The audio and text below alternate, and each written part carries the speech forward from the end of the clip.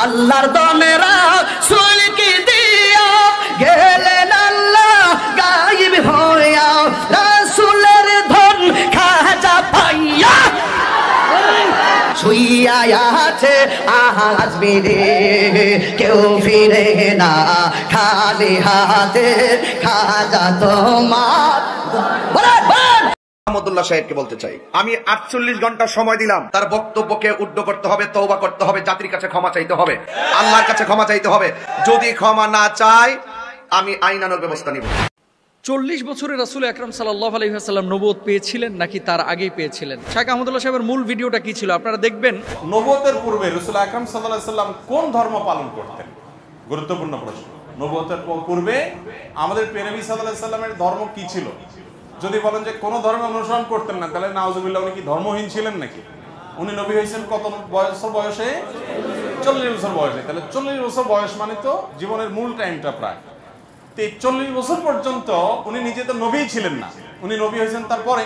তাহলে 40 বছর পর্যন্ত নবী হওয়ার আগে তার ধর্ম কি ছিল? সেই প্রশ্নটা শাইখ পড়েছে মাত্র, কাট করে নিয়ে যে ওই জায়গাটা ওখানে বসানো হয়েছে। আর এটা নিয়ে আমাদের ভাইয়েরা গোটা দেশ উত্তাল করে ফেললো। ফুল ভিডিওটা আগে দেখেন, তারপর আপনারা সিদ্ধান্ত নিন। কিন্তু যারা বিরোধিতা করছে 48 ঘন্টার আলটিমেটাম দিয়েছে একজন আলেমকে, একজন আলেম আহমদুল্লাহকে। আরে আহমদুল্লাহর গণার টাইম আমরা আছে, এই জন্য যে পাহারাদার বানায় দিলেন। দুইজন ডিউটি করতেছেন, গভীর রাত এক সাহাবী বলতেছেন, ভাই দুইজন দাঁড়ায় থেকে কি লাভ, আপনি বিশ্রাম করেন আমি পাহারা দেই, আবার আমি বিশ্রাম করবে আপনি পাহারা দিবেন। দুইজন শিডিউল ভাগ করে নিলেন। আর তাঁবুর ভিতরে ঘুমাচ্ছেন কে? বিশ্বনবী এবং সাহাবায়ে কেরাম। ভালো করে বোঝেন। সাহাবী চিন্তা করলেন, খামাখা দাঁড়ায় থেকে সময় নষ্ট করে কি লাভ, নামাজের মধ্যে সময়টা কাটায় দেই। আর কাফেরা মনে করে এটা মানুষ না, গাছ টার্গেট করে তীর নিক্ষেপ করেছে, একটা হাতের ভিতরে ঢুকে গেছে। সাহাবী সালাতের মধ্যে দাঁড়িয়ে আছেন, আবার আর একটা তীর নিক্ষেপ করেছেন, আর একটা হাতের ভিতরে ঢুকে গেছেন। তাড়াতাড়ি নামাজ শেষ করলেন।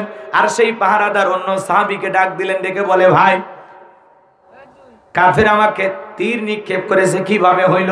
বলে, আপনি ঘুমাচ্ছিলেন, আমি মনে করলাম এই সময়টা নামাজের মধ্যে কাটায়া দেই, আর এই সুযোগে কাফের আমাকে তীর নিক্ষেপ করেছে।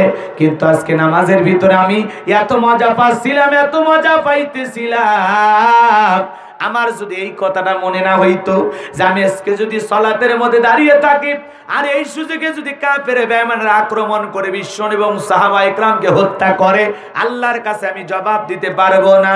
আমি যদি আজকে রাসূলের পাহারাদার না হইতাম, আজকে নামাজের ভিতরে আমি এত মজা পাচ্ছিলাম, এত মজা পাচ্ছিলাম, ওই তীর এসে যদি আমার দেহটাকে ছিদ্র করে দিত, আমার কলিজাটা যদি ছিদ্র করে দিত, আজকে আমি নামাজ ছাড়তাম না। বলেন সুবহানাল্লাহ।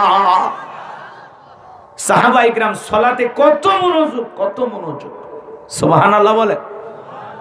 হযরত আলী পায়ের মধ্যে তীর ঢুকে গেছে, টান দেয়, ব্যথা পায়। নবী ডেকে বলে, সাহাবীরা নামাজের মধ্যে দাঁড়ায় যাও। একজন সাহাবীকে বলেন, আমার জামাই যখন সিজদায় চলে যায় তীরটা তখন বের করবা।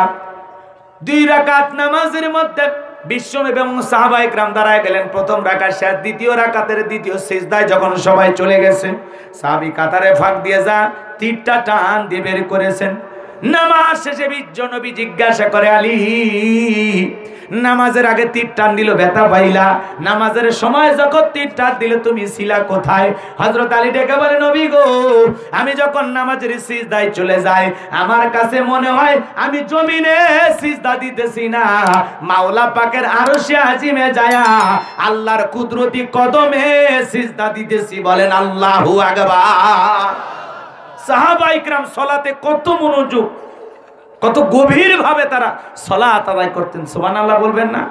কাঁধে পাখি পরে তাকে টের পায় না, মাথায় পাখি পরে তাকে টের পায় না, সন্তানকে সাপে ধরে টের পায় না, তীর টান দেয় ব্যথা পায় না। আল্লাহু আকবার বলে।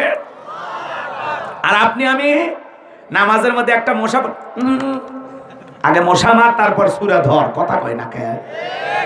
নামাজের ভিতরে আমাদের মন মানসিকতা এক থাকে না। নামাজের ভিতরে দাঁড়ায় মন খালি ছটপট করে। মাঝে মাঝে দুনিয়াবি এত চিন্তা ভাবনা, দুনিয়াবি এত কথা নামাজের মধ্যে মনে হয়, কয় রাকাত পড়েছি তাও মনে নাই। কথা কন না কে? দুনিয়াবি এত চিন্তা, নামাজ পড়ে কামার পাড়া মন চলে যায় শাহপাড়া, নামাজ পড়ে কামার পাড়া মন চলে যায় উল্লাপাড়া। এ কথা কর না কে? নামাজ পড়ে বেলকুচি মন চলে যায় ভারতের বর্ডারে। এ কথা কর না কে? নামাজের মধ্যে দাঁড়ায় আমার মন খালি ছটফট করে। এ কথা কর না কে? রাগ করতেছেন? রাগ করতেছেন? একটা গবেষণায় বলা হয়েছে কিছু কিছু মুসল্লিদের মন 8 সেকেন্ডও নামাজের ভিতরে স্থির থাকে না। আমাদের মন এত অস্থির, দুনিয়াবি নানান চিন্তা ভাবনা মনে হয়, খালি আবল তাবল কথা মনে হয়।